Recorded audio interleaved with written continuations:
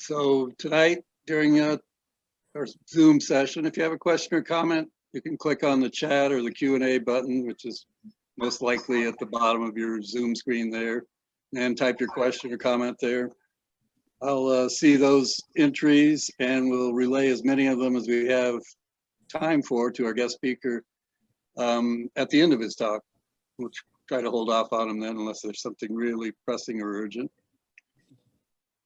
So, Old Pueblo is delighted to present the guest speaker for tonight's talk, tonight's third Thursday for Thought series talk, archaeologist J. Scott Wood. I think Scott is best known for his long career as the archaeologist at the Tonto National Forest in central Arizona. He's a native Arizonan. Spent a little bit of time as a student here at the U of A, but got his master's degree at ASU. And in the mid-70s, caught on with the Tonto National Forest. And that's where he stayed. Putting in a remarkable 40-year career with the Forest Service, most of it as the forest archaeologist on the Tonto. Well, with the Forest Service, Scott was involved in the preservation, protection, interpretation of cultural sites, working with volunteers, promoting public archaeology, incorporating citizen scientists in archaeological research. He helped found the Arizona Site Steward program that's near and dear to many of us, and is still training new site stewards. He serves on the board of directors of the Friends of the Tonto National Forest. And that's an organization Scott's wife Patty and he started when they retired 6 or 7 years ago. I think in large part to help ease the pain of separation after 40 years. One of his best known publications is a checklist of pottery types on the Tonto National Forest, an introduction to the archaeological ceramics of central Arizona, and we understand he's now updating that. So Scott's been working on a long-term volunteer research project on Perry Mesa, north of Phoenix, near the Agua Fria River. And at the same time, he's been directing volunteer-assisted excavations and analyses at Goat Camp Ruin, near Payson. And that's the topic of tonight's talk. So please welcome Old Pueblo's third Thursday Food for Thought speaker, Scott Wood. Take it away, Scott. All right, thanks. Let me share the old screen here. And come on, there we go. Well, good evening, everybody. Happy to be here tonight, talking about a subject that's near and dear to my heart. And that is the Goat Camp Ruin project up in Payson. This is, as Bill mentioned, a long-term project. We basically have been working up there since 2008 and actively in the field since 2012. The project basically is to excavate, stabilize, and interpret a site that belongs to the town of Payson. And this is a project run entirely out of the Arizona Archaeological Society, primarily the Rim Country chapter, but we have folks from a variety of other chapters, Desert Foothills, Phoenix, Santan come to mind. Basically anybody that belongs to the AAS is qualified to come work with us. And like I said, this is an entirely volunteer project. There's been no money provided by the town, and every bit of funding, every bit of labor, tools, equipment, supplies, it's all come out of AAS. So let's start off first with talking about where exactly this is. A lot of you probably know where Payson is. Well, Goat Camp is on the north side of Payson, a little ways under the Mogollon Rim, sits basically right on the divide between the Verde River and the Salt River, which is kind of an interesting spot for it.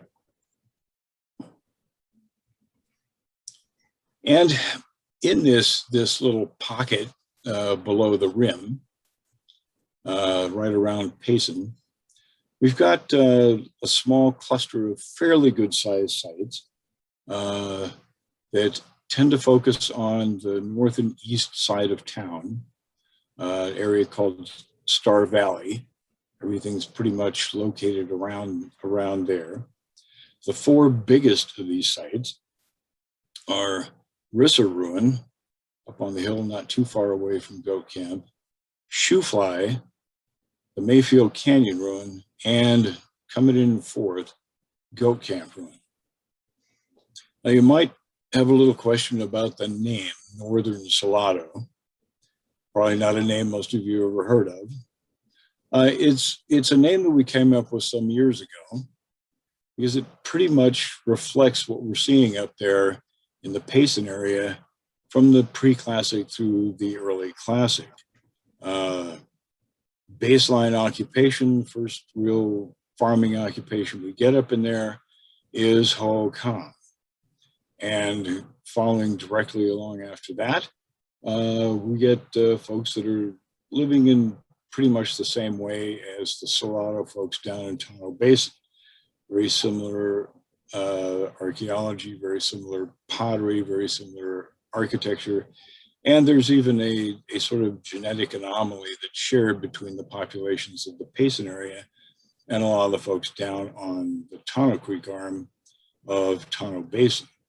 So we tend to think of them as Northern Salado because of that. Now, the two largest sites in our cluster of four, and these are really just the focal point of an occupation that's spread all over the place out there, but is mostly involved in small sites. But there are these four major focal points. Rissa Ruin, like I said, not far from Goat Camp, was probably the biggest one of all of these. It may well have been over 100 rooms at one point, including some close outliers up on the hill.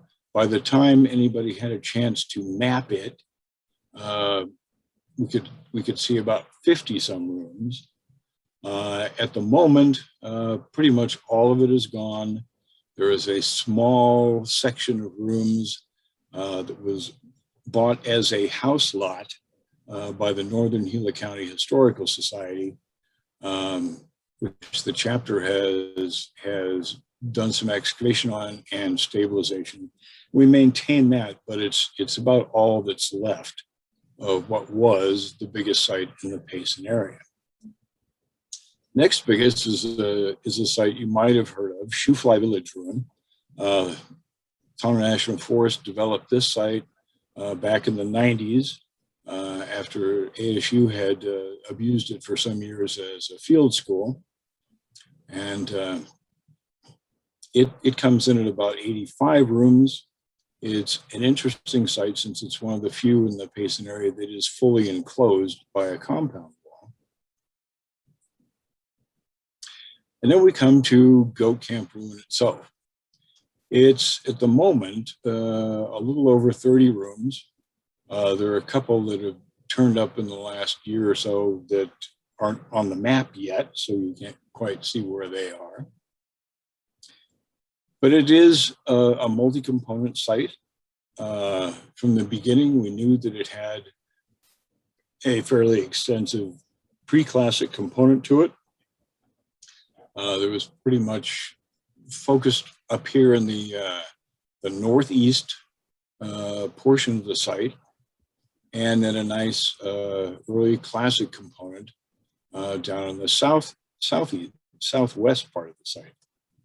Things have changed as we've opened it up over the years, but that was pretty much the picture. Now, the big question is, why are we digging this thing? Well, you might notice on here where it says town property inside of this little lot. It's Forest Service on the north, it's private on the east and west, and the south side of it fronts on a major route around the north side of Payson, Tyler Parkway. The town acquired this property as a result of a land exchange with the Forest Service back in the mid-90s.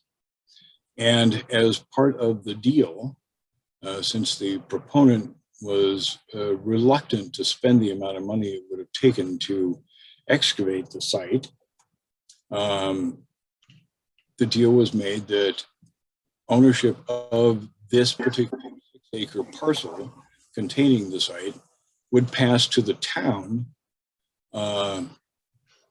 with the understanding that they would then develop the site for public interpretation.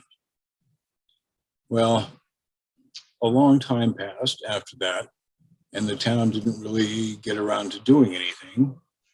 And around 2008, the chapter went to the town and asked them if, well, you have this plan for the site, how about if we implement it for you?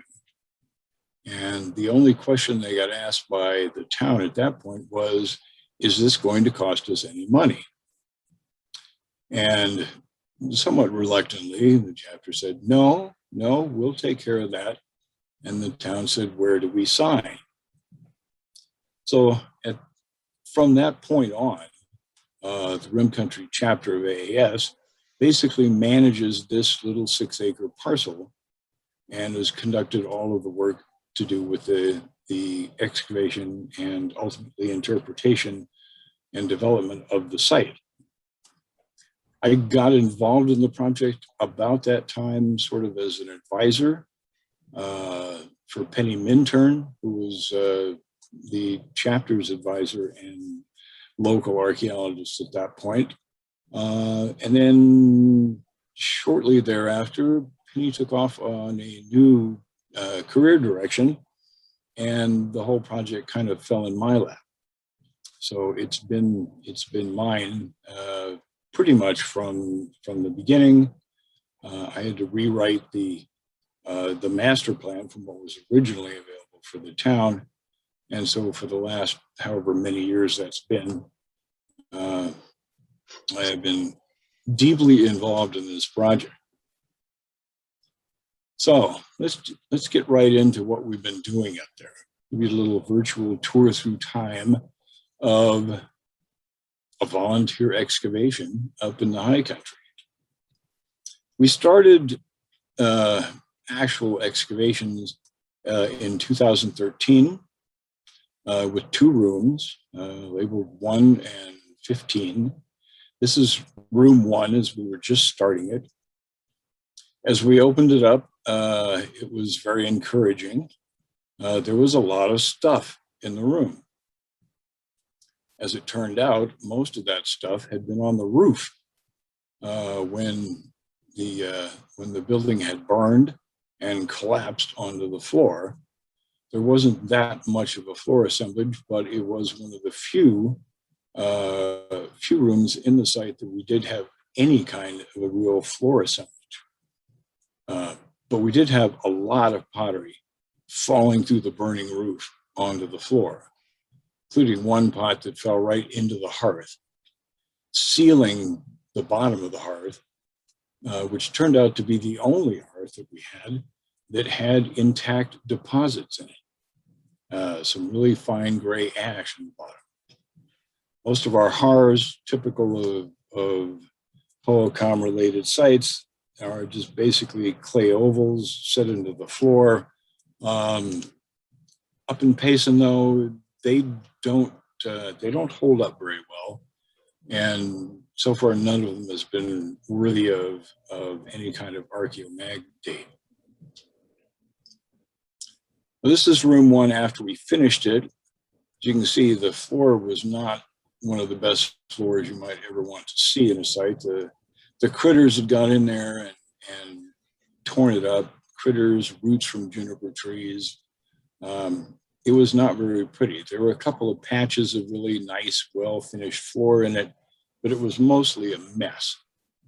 However, as part of our stabilization process, it now looks a lot better. This is kind of the view that we're going to present to the public when we're finished with the site. This is just before we started doing the wall stabilization. All of the floors in all the rooms that we've excavated are protected with geocloth, preserved intact, and then covered with several inches and probably ultimately about 4 inches of back dirt so that they will remain there through the life of the site. Just a quick glimpse at some of our stabilization work. I think this is in room 1. And Jim Britton, who some of you probably know, is our stabilization guy. And he and a small crew of folks have been working on the rooms sort of as we go. As we get them excavated, we set Jim loose in them to work on the stabilization. It's all done with local materials, basically treated with soil shield. We do a lot of wall resetting, remortaring, but we expect these things to last pretty well for an interpretive site.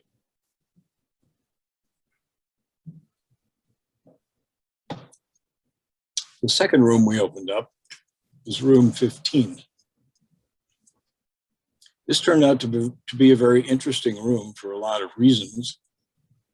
It gave us a lot of good information on wall construction for these guys, which is uniformly terrible, by the way. Typical of most of the rooms on the site, particularly the detached rooms, it has rounded corners, basal slabs, and much of the wall. The rooms that are along either side of the top of the ridge tend to be dug in from ground level, so that at the entry point, they're at grade and the back wall is dug well into the hillside. Room 15 was no exception to that. And it actually caused a lot of trouble for folks while they were using the room, as we'll see here in a minute. You see our hearth coming right inside the doorway. This is before we actually cleared the doorway. Just a nice shot of the hearth, the upper floor. There is a lower floor that we didn't do much with in this room. Here's our doorway. And as it turns out, there's kind of a distinctive pattern for doorways of the Go Camp. They tend to have started off pretty wide and ended up getting narrowed down. In this case, the narrowing was done with a little bit of masonry that kind of closed in the entry on the inside of facing the room. Other rooms, it was done with a wooden framework and adobe, but a lot of the rooms started off with very wide doorways for some reason.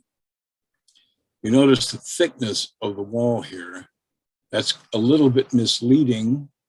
The walls are really only 2 stacks of stones wide.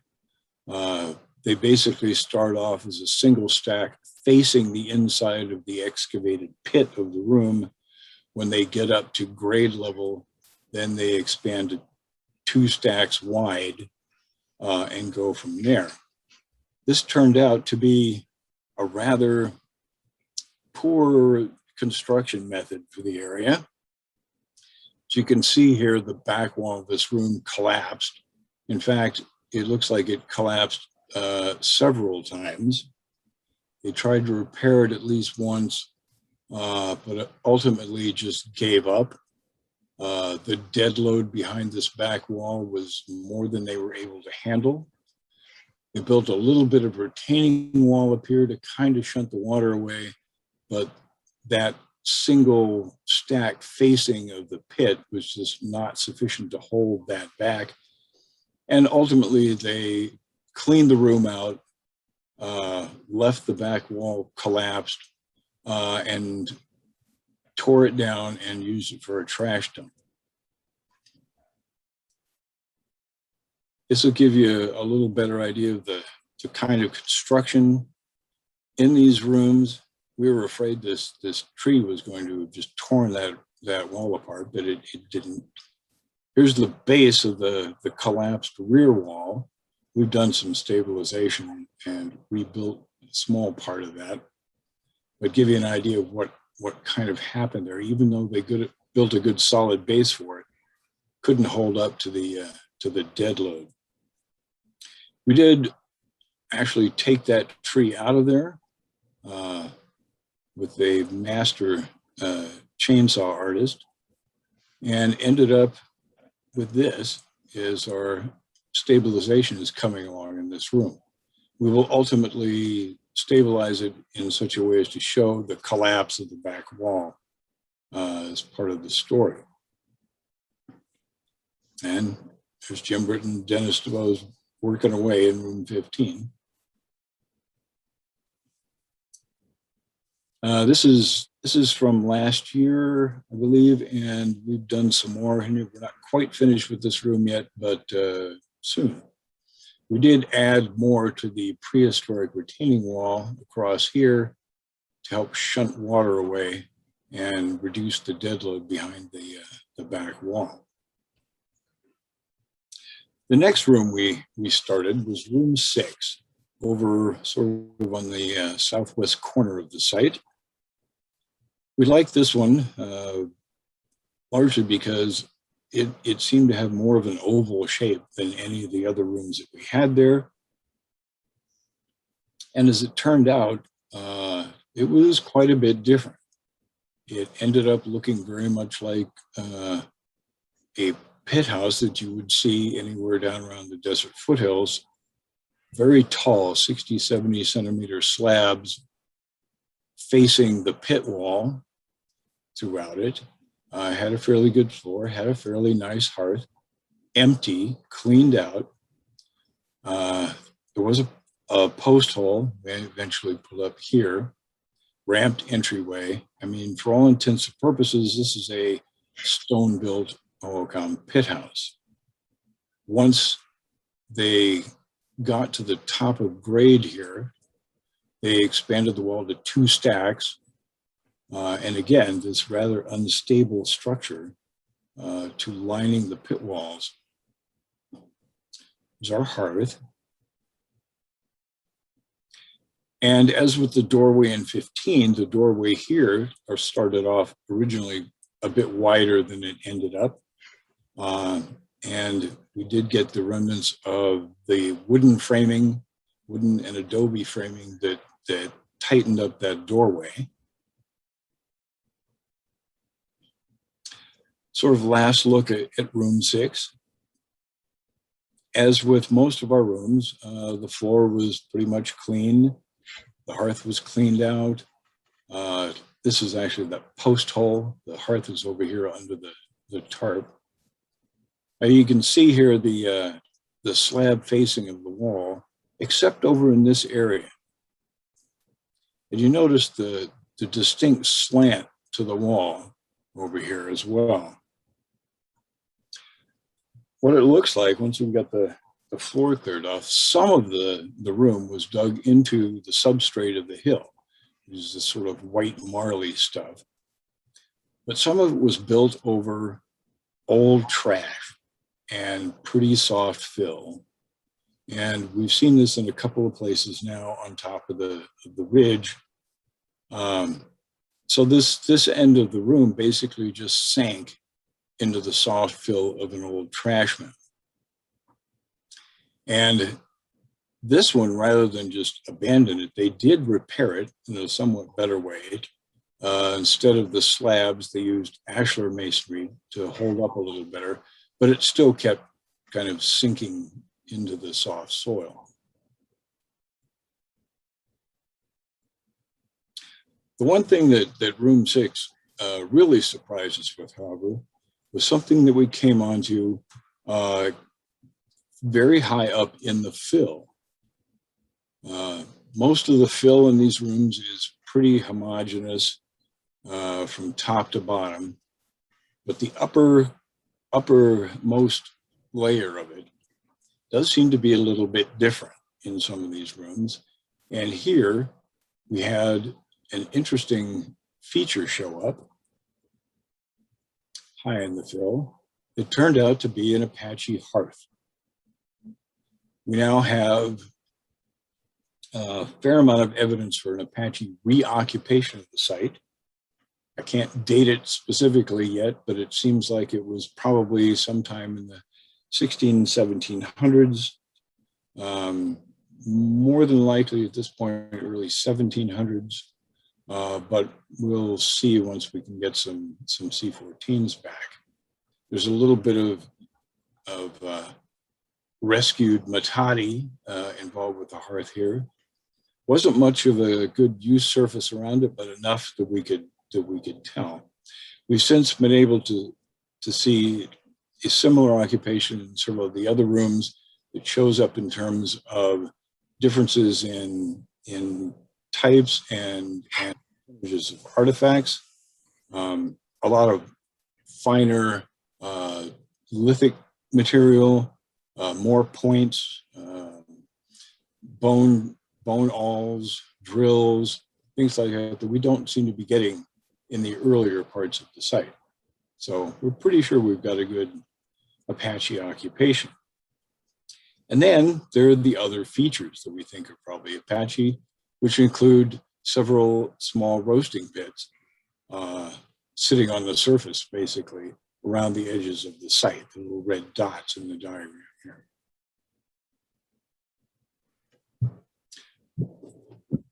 All right, one of the next rooms we opened up is right next to 22, or right next to room 6. This was 22. The original recording of the site done by ASU had missed this room entirely.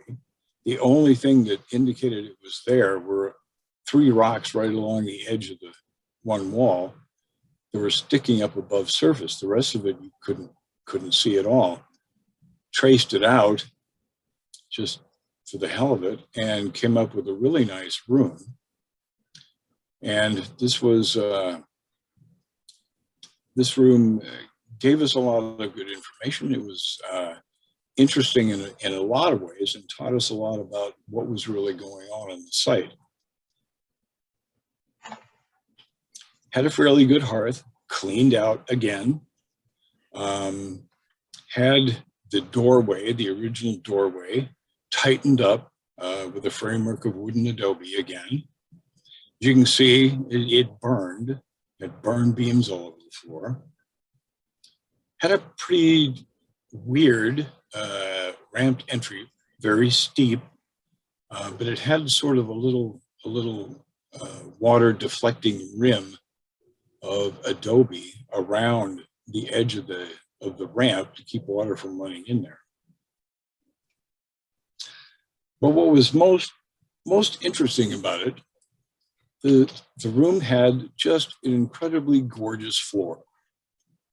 It was very well finished, plastered, burned hard in most places, and totally clean. There was no floor assemblage whatsoever. And it looked like the room had been deliberately backfilled. The walls were basically broken off at grade and everything pushed into the room. So this looks like a room that had been closed before it was abandoned. Another one we took a look at down sort of the southwest corner, it's room 31.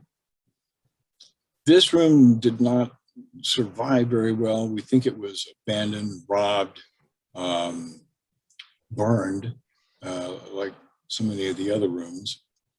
It appears to have started off as what's known as a carport, a fairly common thing in the Payson area.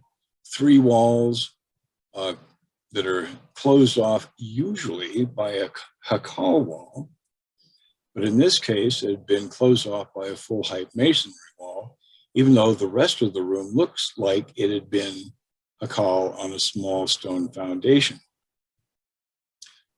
The floor was in terrible shape. It didn't look like they'd done anything really to take care of this room when they closed it out. We did find some nice burned tepary beams over in one corner, but it was in such rough shape and suffered from a lot of root damage from trees in it that we kind of abandoned this one after after digging half of it. We moved over into room 7. Room 7 was the beginning of a marathon bit of work for us. It seemed like a fairly straightforward kind of room.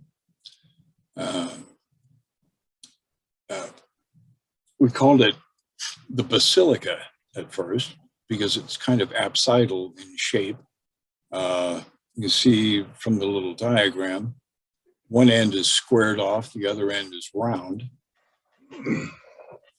As it turned out, that was somewhat misleading. But when we got onto the first floor of this room, it was amazing. It had a hearth cleaned out, and it was covered in broken pottery. I mean, the room had burned while in use, and it had apparently last seen use as a storage room. There was sort of an aisle, an open aisle down the middle from the doorway in that kind of ended at the hearth, and every other surface in it was covered with broken large storage jars.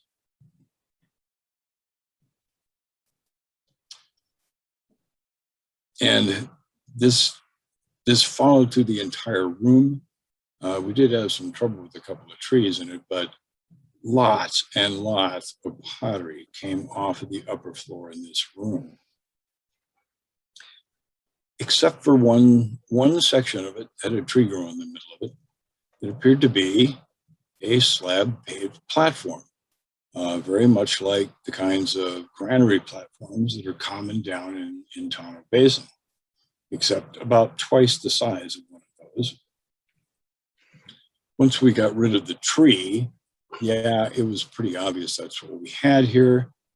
Had a little bit of matati incorporated into it, but all these sort of flat tabular rocks were embedded in a good hard clay matrix and didn't have a lot of pottery sitting over the top of them.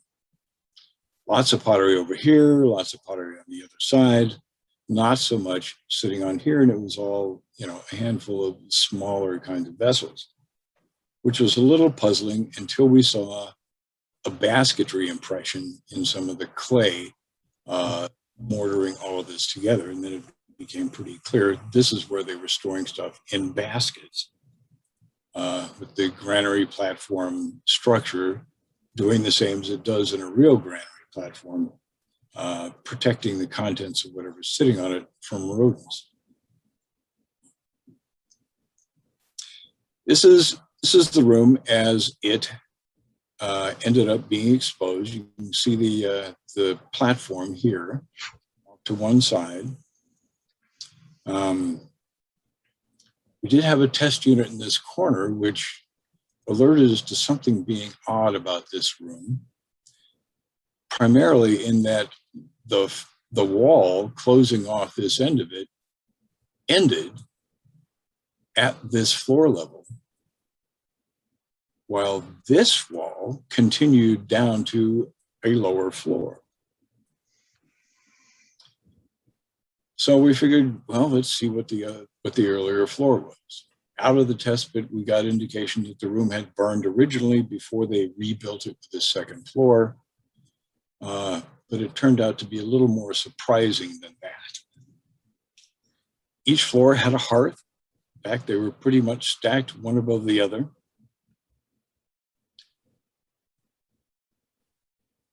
But then we opened up a trench along that east wall.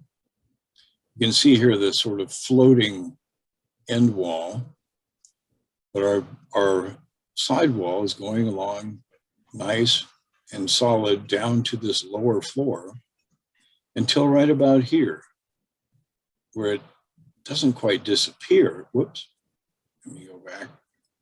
Doesn't quite disappear, but it runs up higher to match the height of this floor.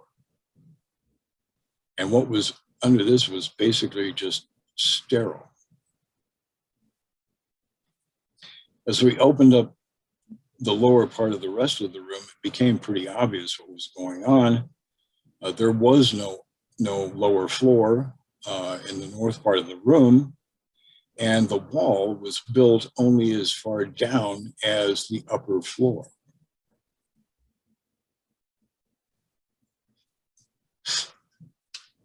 Ultimately, we kind of figured out what was going on in here, and this offset doorway should have been our very first clue. The original room only came down this far and was only this big. It probably had a more rounded end to it originally. That appears to have been dismantled at some point, though the entryway appears to have been the same for both floors. This entryway in a long wall of the room would have faced the entryway from room 22 across this little plaza. So when this original room 7 burned, they just doubled the size of it and turned it into a storeroom. So it was quite a puzzler for a long time, and produced an incredible amount of stuff, including a lot of burned tepary beans, burned corn, and stuff like that.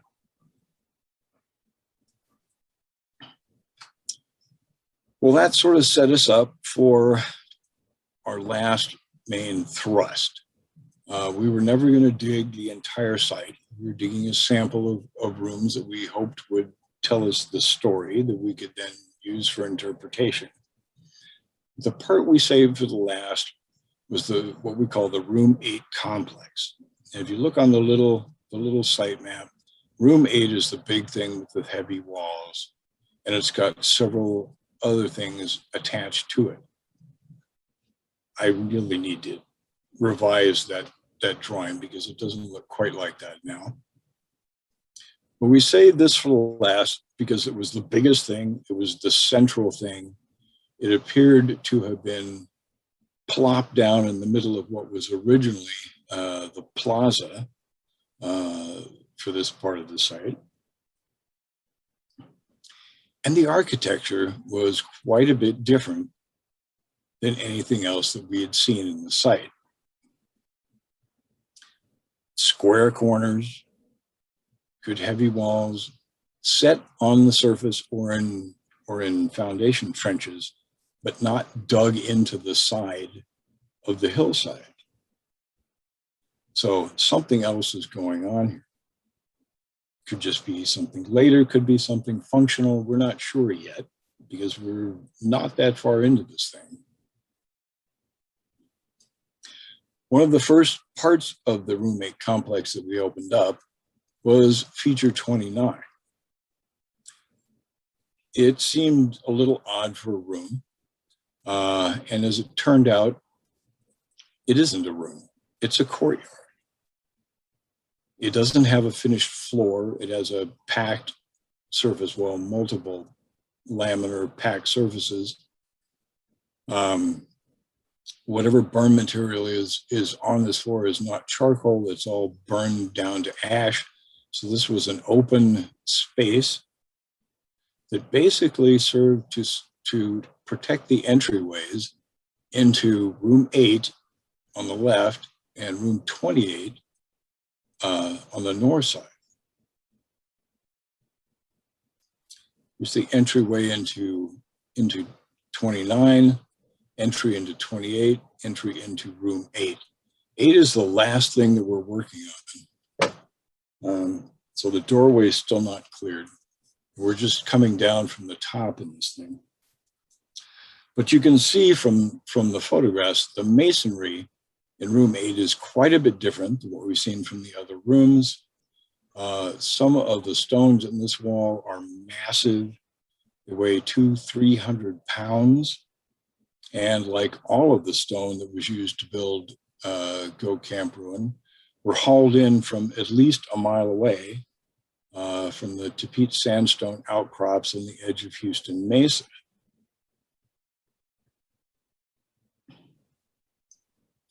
We started off 28 with a test trench, and thinking this is going to be fairly straightforward, we're surprised again. we've been in this room for several years now, as it turned out to be a little more complicated than we had first expected. Now, one thing I need to tell you about these rooms, I've hinted at it before. Well, I've said it before. Room 22 in particular showed this, but 6 and to a certain extent 7 as well. They're deliberately backfilled, and they're backfilled with old trash.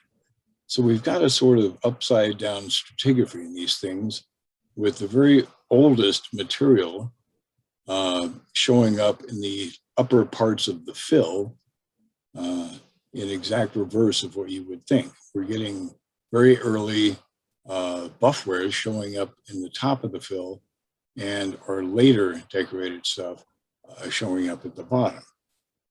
So what they were doing is dismantling earlier trash mounds to deliberately backfill these rooms, and possibly after they deliberately burn them as well.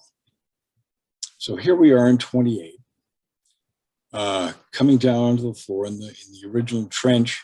We've got burned wall plaster that goes right into the burned and well finished plastered floor. As you can see, this was just a gorgeous floor and totally devoid of any artifacts. It had been cleaned out, near as we can tell. As we worked over the north half or the south half of the room, it was pretty clear the room had been deliberately swept clean and then burned down, except for this area in here, and possibly over to the wall. What we got was this sort of 1/4 inch thick layer of just almost pulverized charcoal, which in a couple of places we were able to tease apart enough to see that it was basically burned reed matting that they had used to cover the floor. Beautiful floor, hard burned all the way around, nice hearth, empty again. There's our hearth.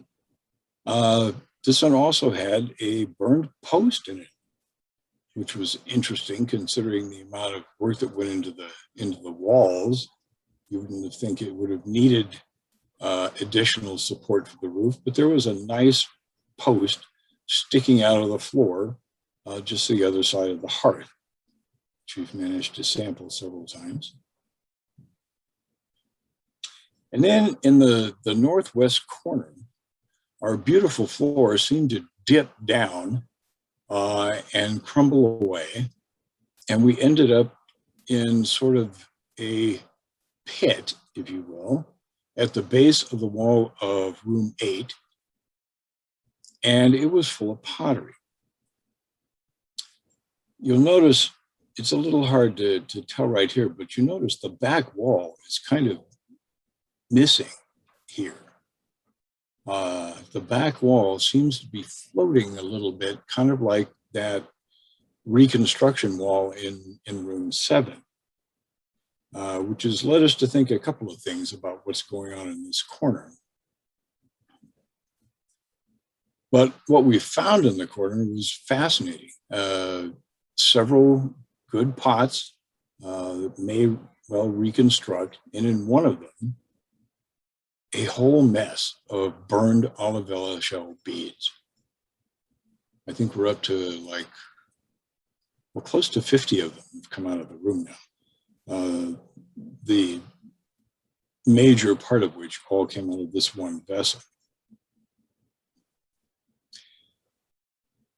And what really gave us pause, and I need to get a better photograph to show this, is the wall of 8 dips down into this lower area where we were finding the pottery.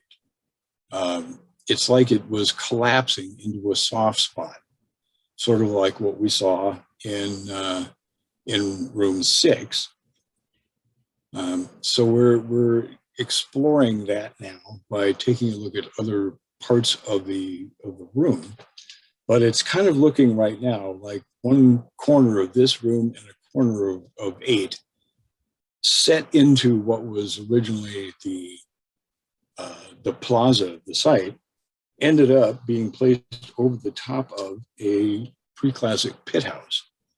And they basically sank into the soft fill. So there's a lot more still to learn by taking the walls apart of this thing. Now, we had gotten the south half of it done in 2019. 2020, we came back because we were getting hints of other things showing up in the fill coming out of the north half. Our post was in this area. So we thought we'd skin that back a little bit. And this year, it's turned almost into a nightmare. We're still way up high in the roof fall in the north half of the room. And it is packed tight with layer upon layer of busted pots that are in the roof fall of the structure. We're nowhere near the floor yet, but we keep finding a ton of this stuff. And this is pretty much where we are right now.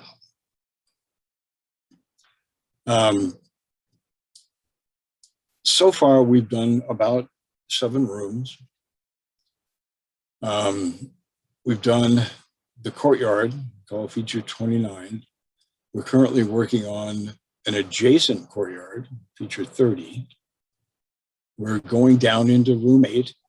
We're finishing the north half of Room 28. And we just opened up a trench into a brand new room, Feature 42, that has showed up connected to the courtyard of Feature 30. 30 was an interesting structure. It's clearly a courtyard, but it had no opening to the outside that we could find. Once we finally found one, it opened up the wrong way.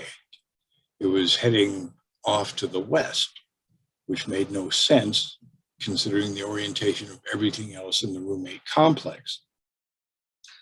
When we opened up that doorway, what we found is that the fill coming into the doorway, spilling into the doorway, was full of burnt dog. And as we looked to the edges of the doorway, we found plaster, burnt plaster, stuck to the wall. A little further work in the trench, we've got burned roof beams. The feature now has every indication of being a room. The only problem is that's the only wall that we have. There are 2 walls missing from this thing that we cannot find. It uses part of Feature 30, it uses part of Room 8, but the south and the west walls are missing at this point. So that's another little mystery to work with here in the future. Now, as I probably mentioned, all of our excavated rooms, except for 15, which they turned into a trash pit, are burned. They've all got burnt roof beams. They've got burnt daub all through them. It appears it was done while they were in use for a couple of them, Room 1 and Room 7. The others, 6, 22, 28, 31, maybe 42 as well, appear to have been burned after they were in use, possibly as part of the ritual of abandonment. We will keep looking into that, but it looks like they were fully cleaned out before they burned. They even cleaned out the hearths and then pushed the walls into the rooms and then deliberately backfilled the rest up to grade with trash. Trash that was very often a lot earlier than the construction of the rooms themselves. So it looks like the site was deliberately closed when the folks living there decided to go. All right, I would love to give you an update on where we are with the amount of stuff we pull out of there, but we are still in the middle of finishing our lab work for this season. But it's in proportion, it's very similar, I believe, to what we've gotten in recent years. As of 2019, we've had 30,000 sherds come out of the site. Over 81% of it is plainware, 18% of it is redware. Only 1% of what we're getting in the pottery is decorated or imported, and 70% of that is Hohokam and early. We've been getting a lot of ground stone, which is kind of interesting. We get early bits of matadi that we get in there are nice, hard, black vesicular basalt like you get down here in the valley.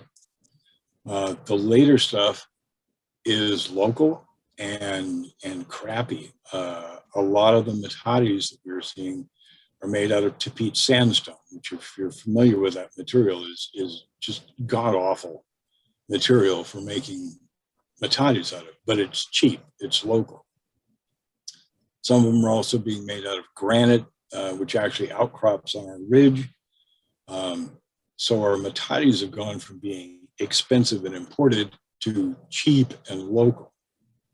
The monos, on the other hand, a lot of the early ones were some of the same black vesicular basalt as the matadis, but consistently throughout, they're being made of higher quality material, either imported vesicular basalt or a medium to coarse grained basalt that's coming from about a dozen miles away up around Buckhead Mesa.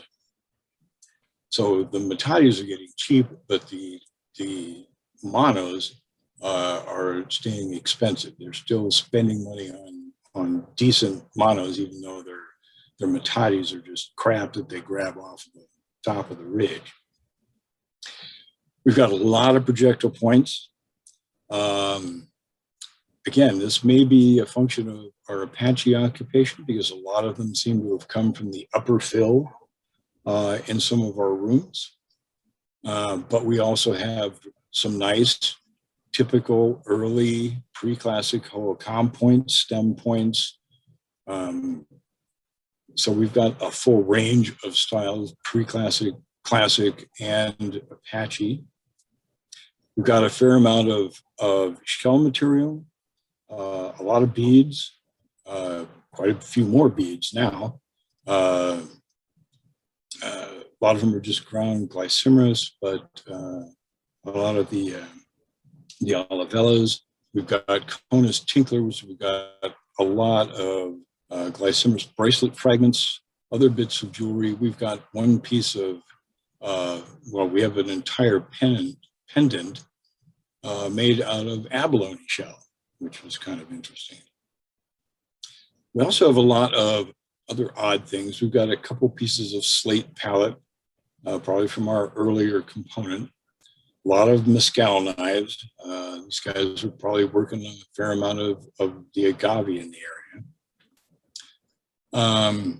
And another interesting aspect of the site that probably relates to our Apache occupation is a whole bunch of quartz crystals,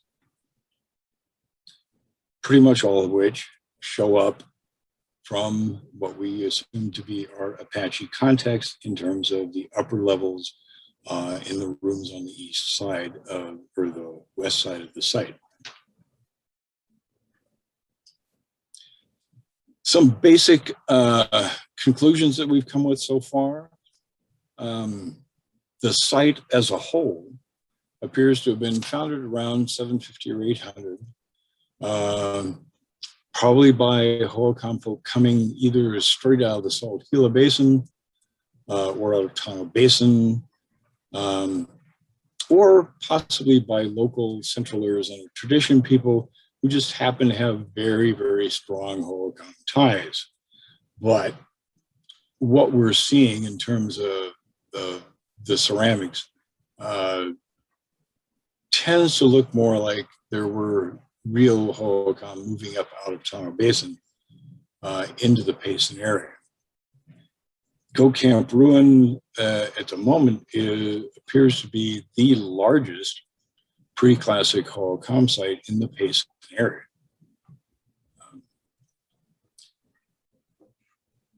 Other major conclusion is the whole site, like pretty much every place else in the Payson area, was abandoned by around 1280. It's a function of the Great Drought.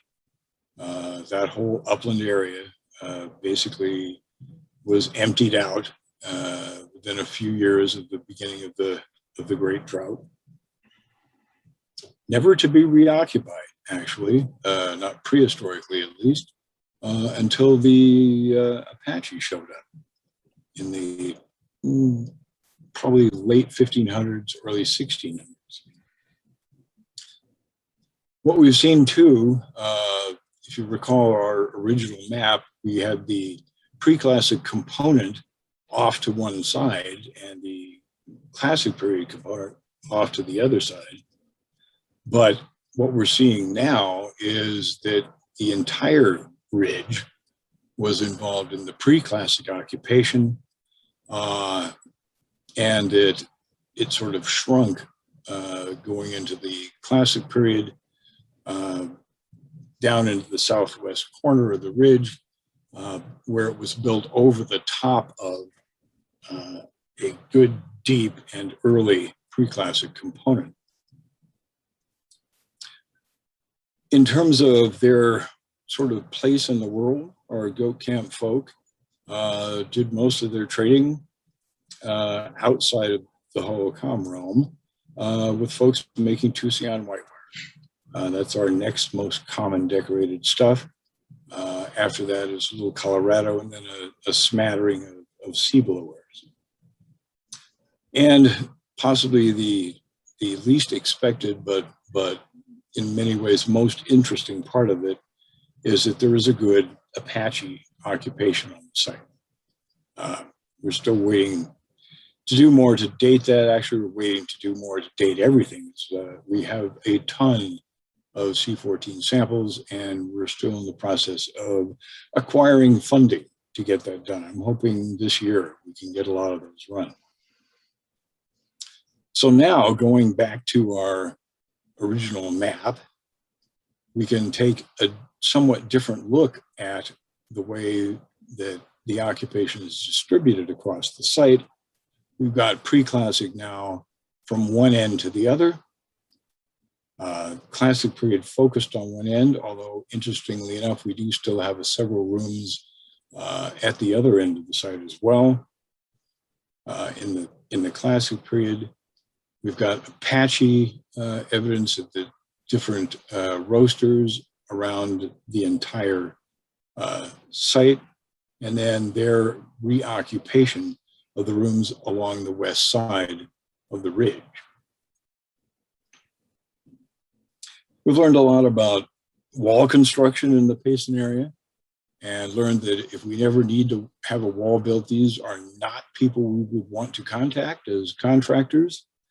Their walls are terrible. They did not understand the structural requirements of building in hillsides.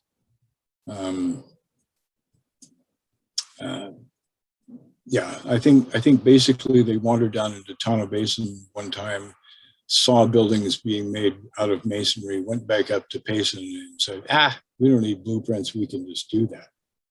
But there have been so many issues with their walls in what we've seen that it's pretty obvious they still had a lot to learn until they got to the Room 8 complex, where they finally figured it out and started building real strong, heavy-duty ashlar masonry for whatever reason.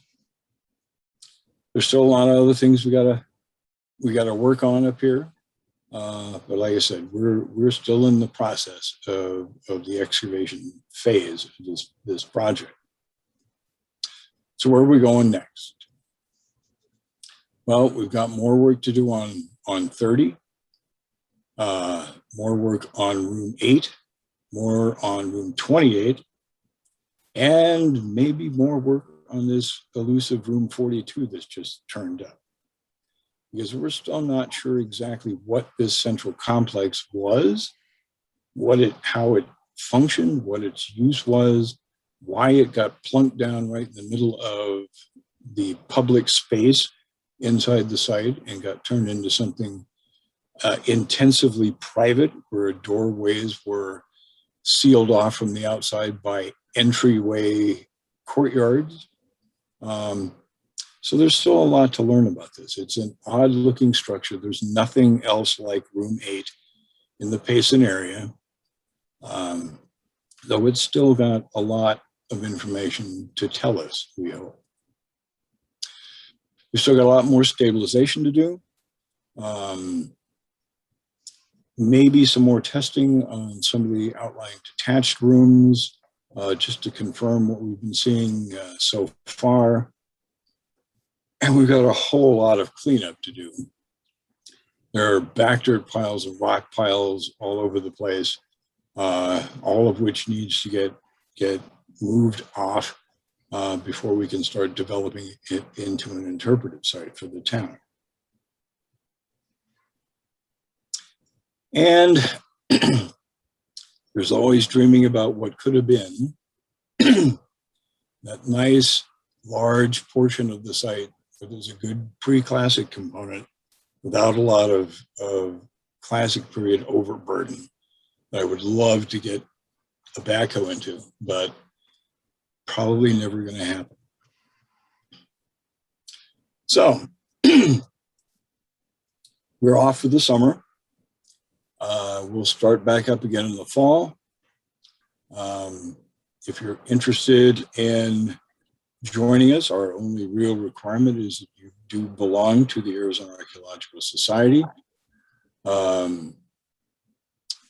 The field work is coming to an end, but we still have lots and lots of lab work to do.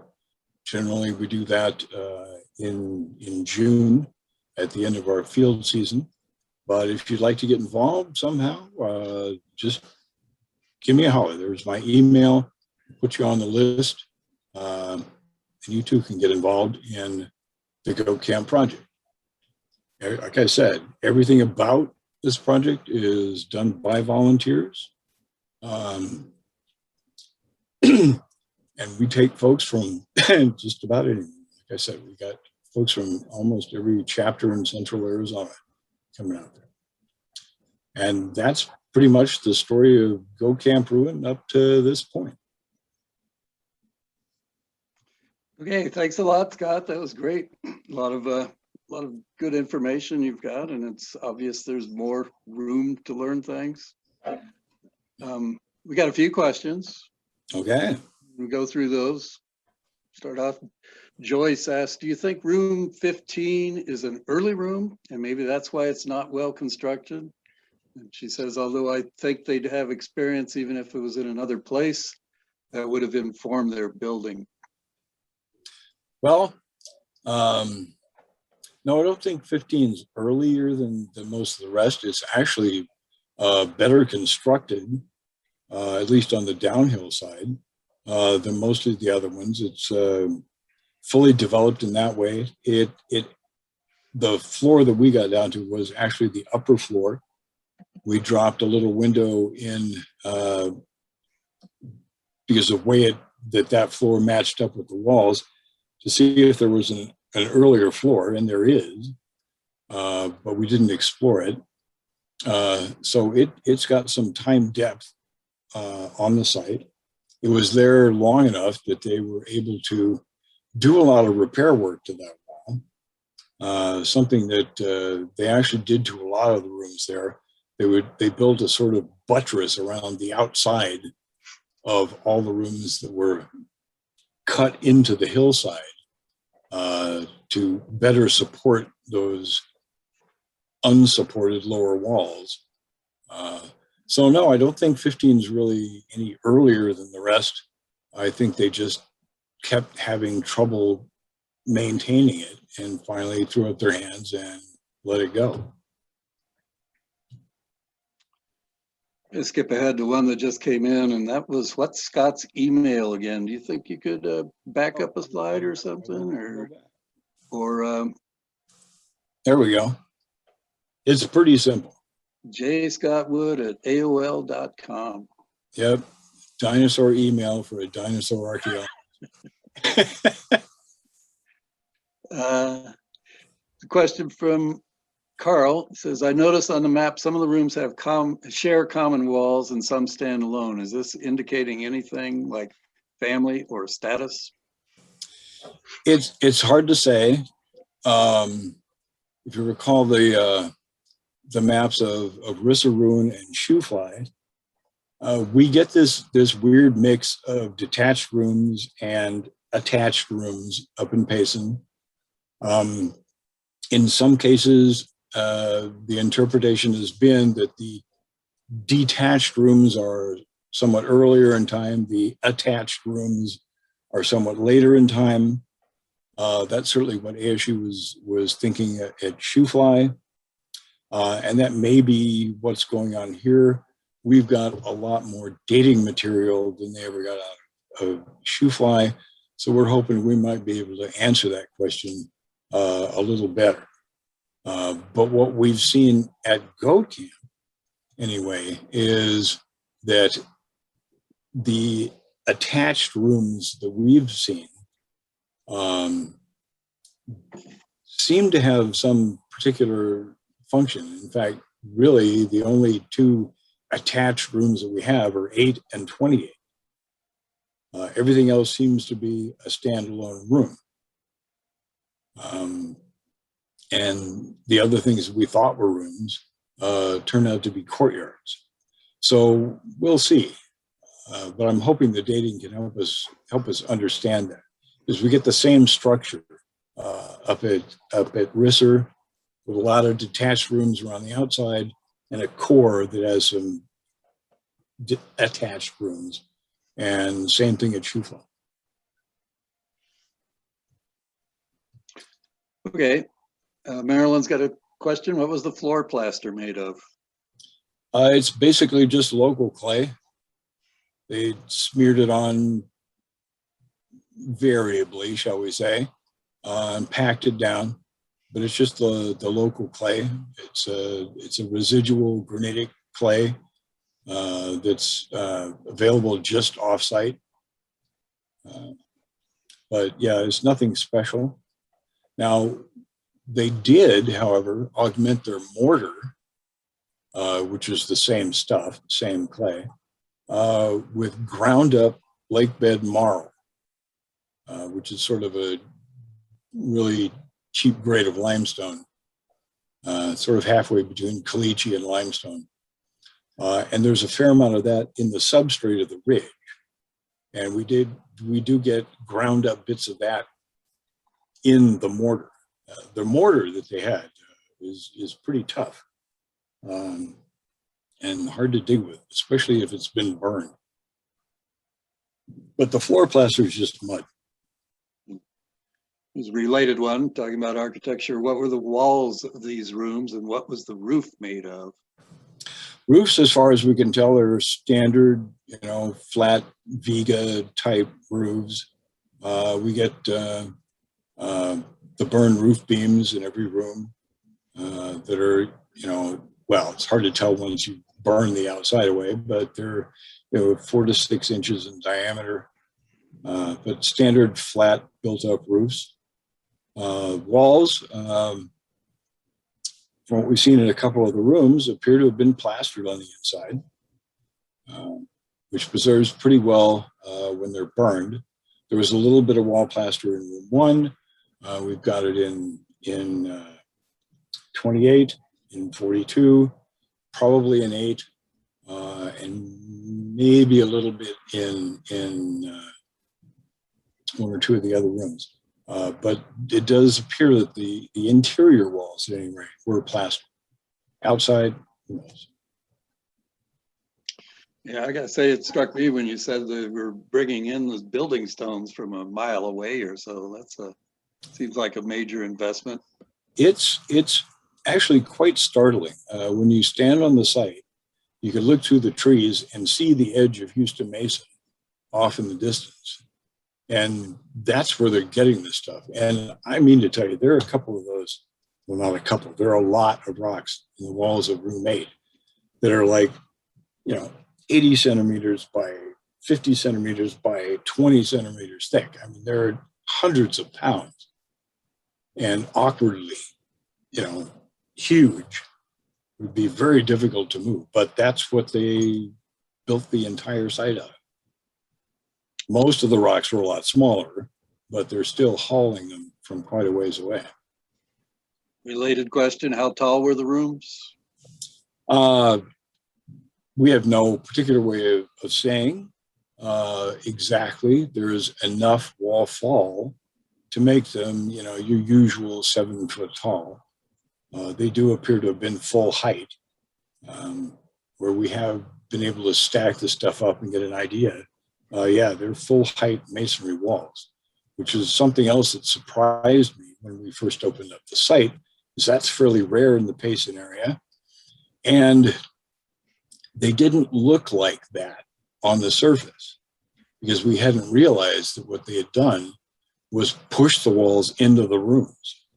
And so they look like, just standard low wall Hakal type structures, fairly shallow, until we opened them up, found out they were all a lot deeper and just packed full of wall stones. Alex asks, where do you store all these artifacts? I got a follow-up thing is, what's the ultimate repository for your collection here? At the moment, they're all at my house in Payson, which is also our lab. Ultimately, they will end up with the Rim Country Museum in Payson, and there will be interpretive displays there as well as on site as part of the project. Okay. Lynn from Houston asked, do you think the Apaches were residing in the masonry structures or placing their Hakal structures within the confines of the site? We see both sorts of things in the Payson area, but quite frequently we do see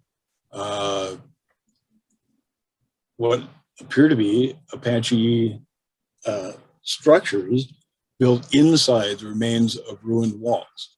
We don't have any indication of structures at Go Camp, but the distribution of artifacts is telling us that they're actually inside the walls of what's still sticking up of the ruin. And we do see this a lot. There's another ruin nearby on the other side of Payson that was sort of built on bedrock. The walls are still standing fairly high, but there are clearly still poles from Apache Goas that were built inside the prehistoric masonry confines of the walls. So we see them camped out on sites, and we also see them kind of reoccupying rooms themselves. A related question from Maryland, why weren't Apaches put off by occupying a site occupied by a previous group? Okay. This is a very interesting aspect of Apache history in the Southwest. An awful lot of our earliest Apache evidence, at least in the Payson area, and well, actually on most of the Tano, is associated with prehistoric rooms. After confinement at San Carlos, when they came back, that attitude towards prehistoric sites had changed completely. But the early occupations that we have, the association between Apaches and prehistoric sites is very strong and very common. So the change in attitude happened while they were on the res, before they came back out. all of our post-reservation sites are in different kinds of places. So this was something that happened historically. Do you have any European artifacts at all? Apache occupation? No. Not so far. Now, not too far away from here, there's another Apache site where we've got Hopi Yellowwares from a very brief window in time when the Apaches were doing trading for the Hopi down to the Savaipuri. And on another part of the same site, metal stuff, cans and things like that. And we do find Apache sites with European or American metalwork and things like that. Very common around Payson, but not here yet. So this seems that was probably fairly early on. Okay, Catherine says, you mentioned a genetic anomaly, thanks, between Tonto Basin Salado and the Payson population. Do you have any more information about that? Also, was there a goat camp at the site historically? Okay, this was noticed by Penny Minturn many years ago. Penny, her specialty is basically burials. And projects that we had going on down in Tonto Basin for the highway, projects that were going on up in Payson for land exchanges. She was involved in both. And she noted a particular conformation of the occipital bone in a lot of these burials that she hadn't seen in essentially any place else in Arizona. But it showed up along Tonto Creek, down in Tonto Basin, and throughout the Payson area. It's very distinctive shape to the occipital that was the same in both areas. So while we haven't done DNA or anything like that, at least from the osteology, there seems to be a genetic association between the two areas. And her second question, was there a goat camp there? Oh, it's named after Goat Camp Spring, which is about a quarter of a mile away. It got that name because one of the earliest ranchers in the area up on Houston Mesa ran a lot of Angora goats up on the mesa and down in the fringes of Star Valley. So yeah, there were goat camps, not necessarily on our site, but yeah. Okay, Wendy asks, what's the weirdest thing you've found so far? And does your back get sore working on the site, bending over all that time? My back hurts like hell. You know, three surgeries and a lumbar fusion don't do a lot of good for an archaeologist digging anymore. But oh, let's see, weirdest thing that we found.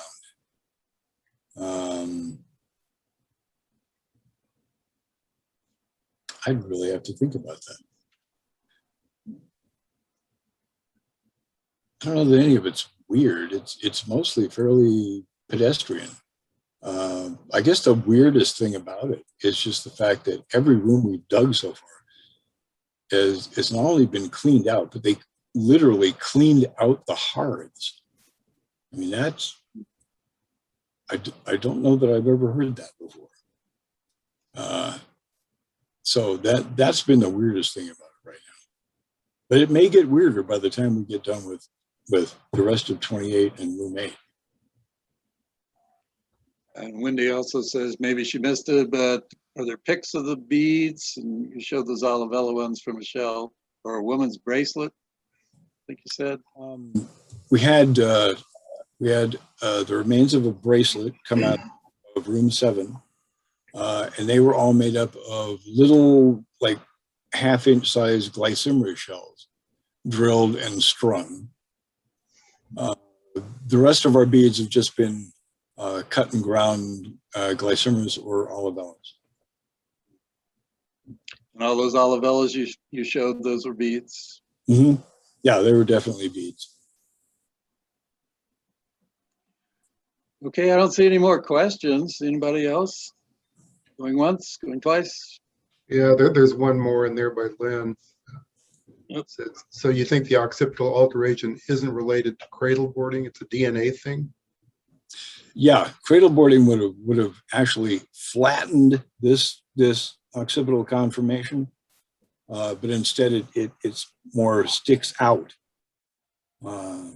So yeah, we don't think it's part of any sort of cradle board effect that you would have on the bones. Penny looked at this for a long time, so and one of these days it'd be nice to do DNA, but at least from the bone structure, she was pretty convinced that there's a genetic relationship. Now I see another one from Joyce, who says she thinks it's strange too, the cleaning out of hearths, and you think that's part of a ritual closure. At this point, you know me, I hate the word ritual, but something was being done deliberately to finish off the occupation in that site. What the purpose of it was, what the meaning of it was, what message it was trying to send, I have no idea yet. But it does seem to have been a deliberate act. Hopefully we'll know more when we get to see what exactly room 8 is, because it's the biggest damn thing you ever saw. We have a late cryptic message in the chat from Denise Scott. She says, as a reminder for Scott, the turkey gizzard stones. Oh, yeah, we have found some nice, highly polished gizzard stones that have turned up in I can't even remember which room right now. I think some of it was in 7. But yeah, we found some of that stuff. Some of it may have been part of medicine pouches, like the quartz crystals related to our Apache occupation, maybe. Another question, if this site hadn't been cleaned out, what would you have expected to find? Well, I would have expected to find fairly common domestic type of occupation in most all of the rooms. I did not know what to expect out of room 8 or the rooms and features attached to it, simply because we'd never really seen anything that looked quite like that in the Payson area. Now, we've dug, I don't know, 600 sites in and around Payson over the years with various highway and land exchange projects, and nothing else has ever looked quite like that. So while I expected most of the rooms to be fairly ordinary and like most of the other ones we dug up there, I really didn't know what to expect out of 8. And that was one of the things that really intrigued me about this whole project. Another question from Suzanne, where do you think people went? Town of Basin. Yeah, I think when the drought pretty much destroyed the agricultural capabilities of the Payson Highlands, nearest place with reliable water and decent farmland is Tonneau Creek down in the basin. Another question, getting back to the cleaned out hearths and possibilities there. Wendy asked, do you think maybe burning the deceased? Burning what? The deceased. Haven't seen any evidence of that. Of course, we've been trying to avoid dead people with this whole project, but no, haven't really seen any evidence of burning the dead or that being any part of why these rooms were burned. Okay, you see anything else, Al? I have a couple of my own questions. Okay.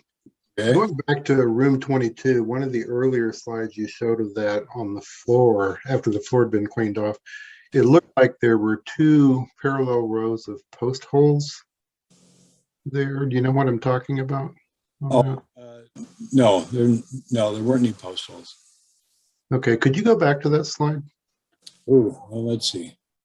If you get out of share screen, it'll be easier probably. Yeah. Just hit your escape key.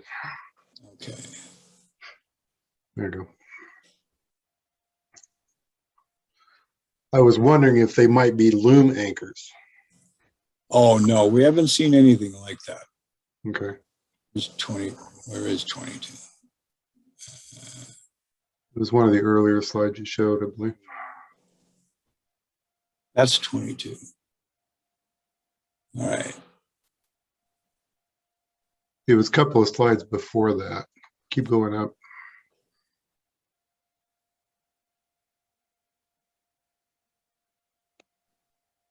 Right there.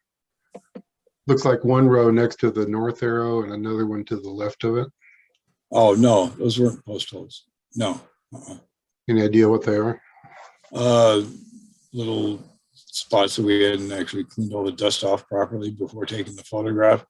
Okay. But no, by the time we finished this room, we had that floor scoured.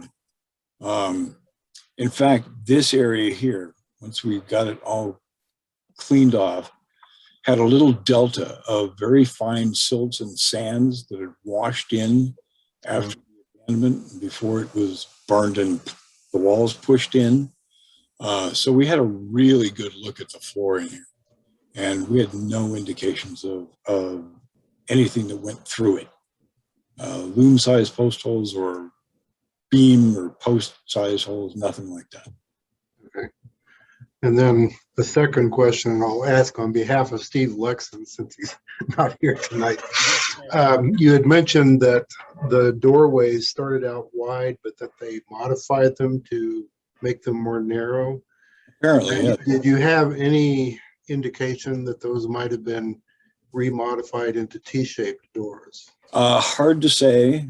This room was pretty good in that respect, but preservation only went up about that far.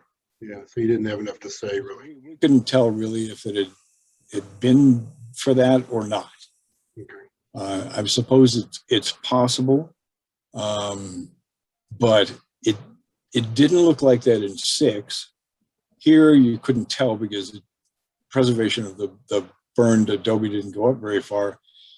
15, all we really had were the stones narrowing the doorway at the base. We didn't get the adobe framework in there. And so far we haven't seen that in 28 or 8, nor in 7. So whatever it was, I don't know that it was to make them into T-shaped doorways. To make a T-shaped doorway going into room 22 would have been tough because the angle of the ramp coming in there would have made it even hard to get in no matter what. Yeah. Are there any known T-shaped doors in that general area? No. Okay.